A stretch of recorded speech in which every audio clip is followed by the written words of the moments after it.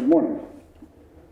Last week I spoke about Thich Nhat Hanh and his passing and what his teachings shared with humanity, and the fact that he was one of my favorite human beings. He talked greatly about suffering, and I think that most Eastern philosophies and theologies spend a great deal of time and focus on suffering and how to diminish the presence and the effect of suffering that we have in our lives.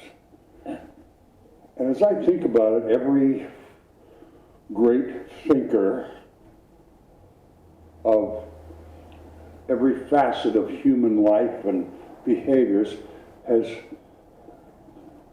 weighed in on this thing we call suffering. Wow. So many. Nietzsche and Eckhart Tolle and the Dalai Lama and Thich Nhat Hanh and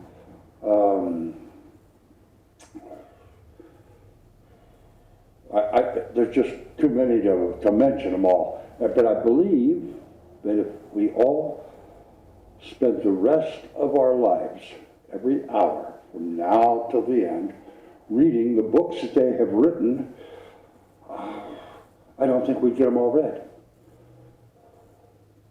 And suffering is an absolute necessary and for sure part of life.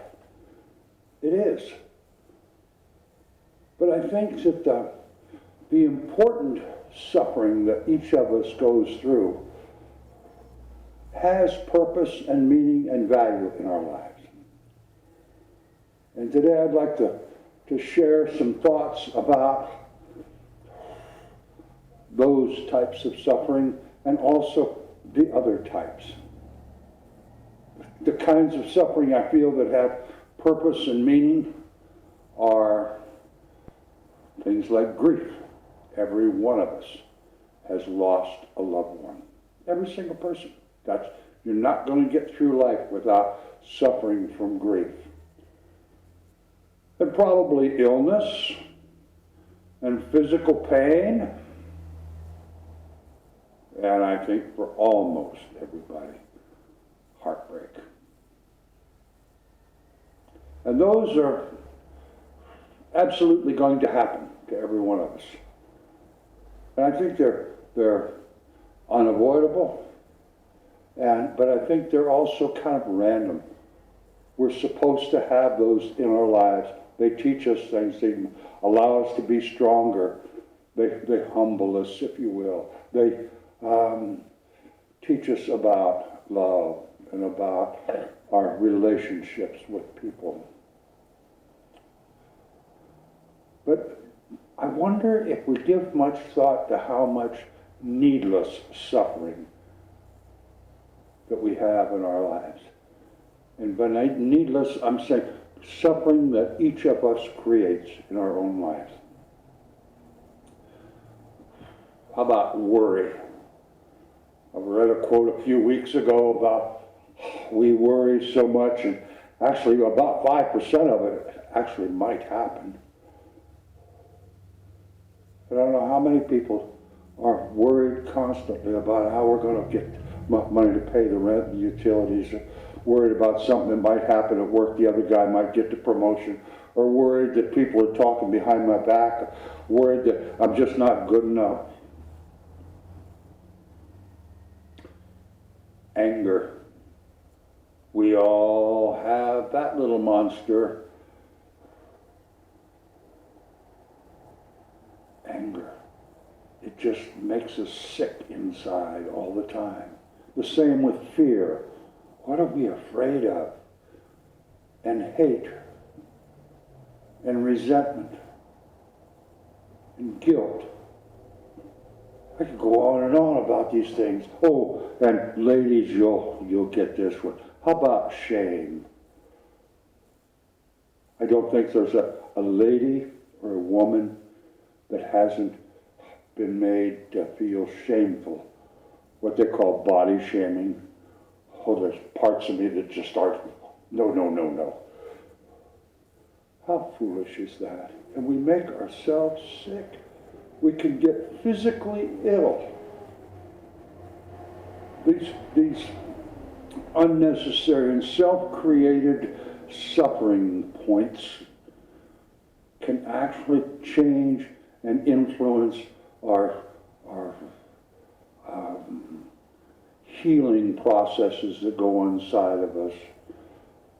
They can make us ill. They can certainly affect our personality.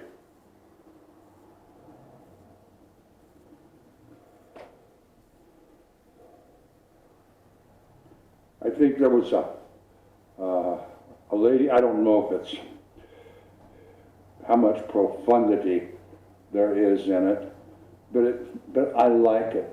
She said there's no beauty in sadness, and there's no honor in suffering, and there's no growth in fear, and there's no relief in hate.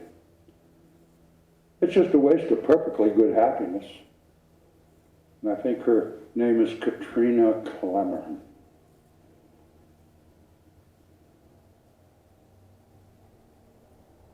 We go through life taking in all of the experiences of relationship with people in our families, in our jobs, in our neighbors, in our society. And I don't think it's beyond imagination to assume that every one of those experiences of relationship is sometimes going to give us suffering. We're going to have hurt feelings.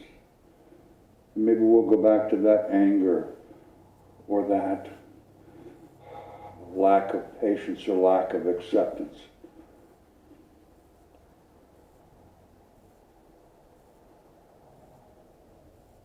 Pema Chodron said that birth is painful and delightful. Death is painful and delightful. And everything that ends is actually a beginning. And pain is not a punishment, and pleasure is not a reward. We are so fortunate to have this experience of life. I watched a lady on a TED Talk years ago say, it's like our chances, the odds of us being born, when and where and who we are like 4 million to 1.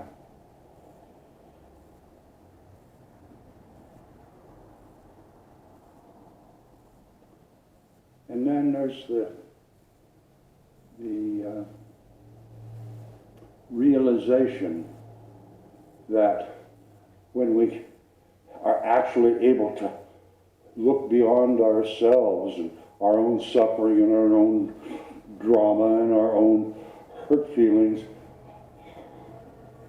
I think it was Albert Schweitzer said, might be a good thing to occasionally look at the suffering that we don't normally see. The suffering of other people. And Thich Nhat Hanh said, we have these suffering times, and when we start looking into them, we can develop great levels and energies of compassion and empathy.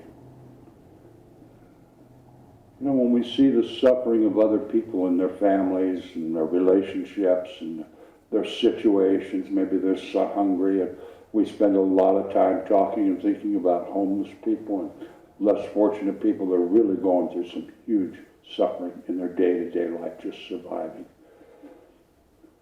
And it's not hard to have empathy and compassion in that context, in our acceptance or realization or awareness of their different facets of suffering and hardship and challenge.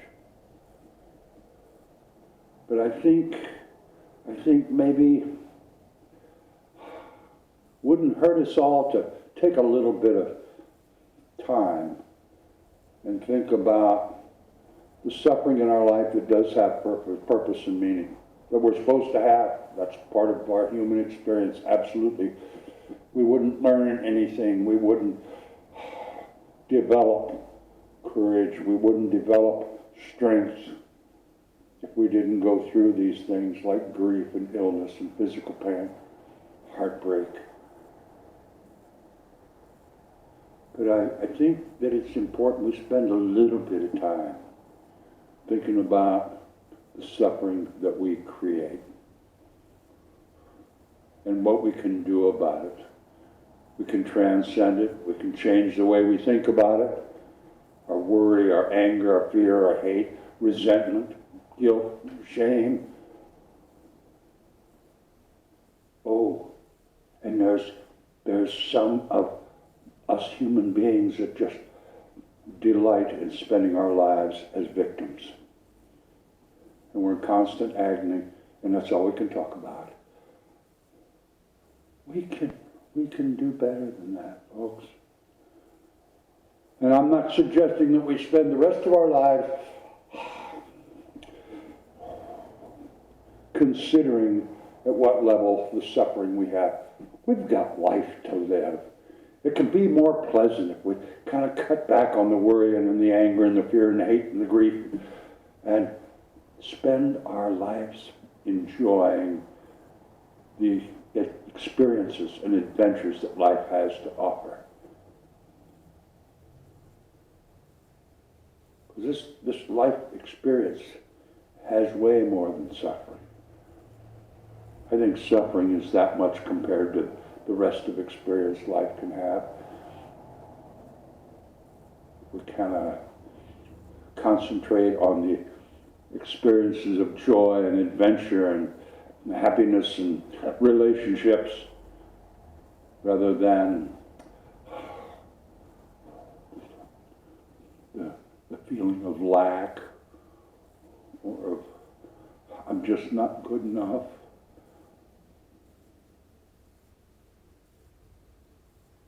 We have so much to look forward to. And by the way, looking forward, on the 20th, I believe we are going to start back to having real church, everybody showing up, singing together. I think the numbers of this COVID thing are going down. I look forward to that.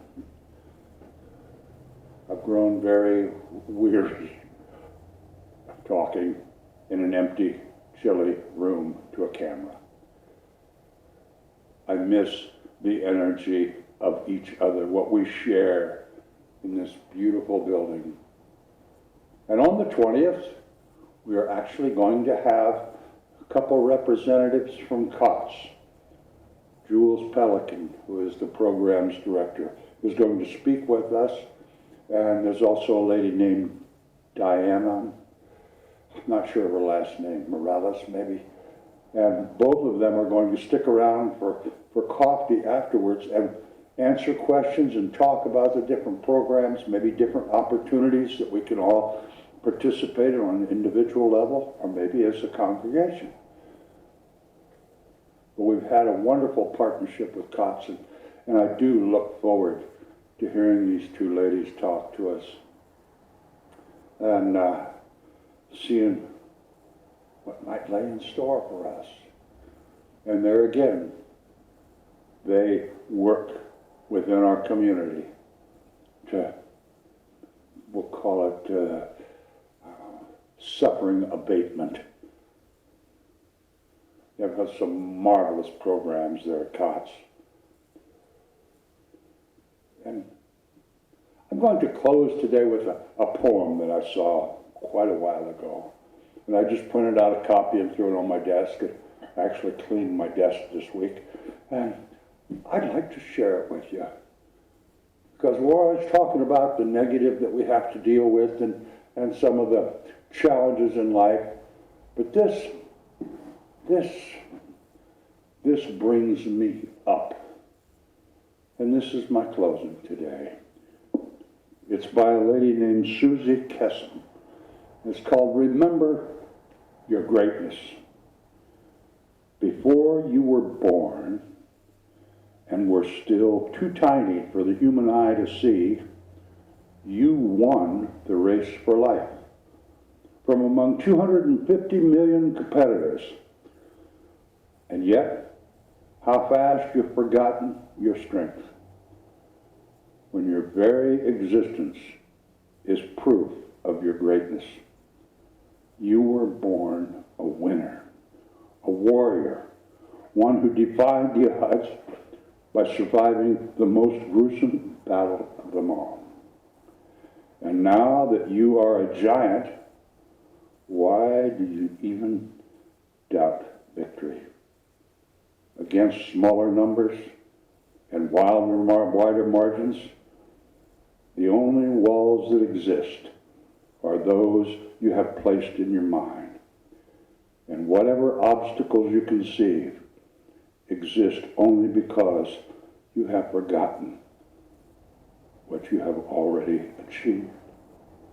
Remember your greatness. Great words, and so it is.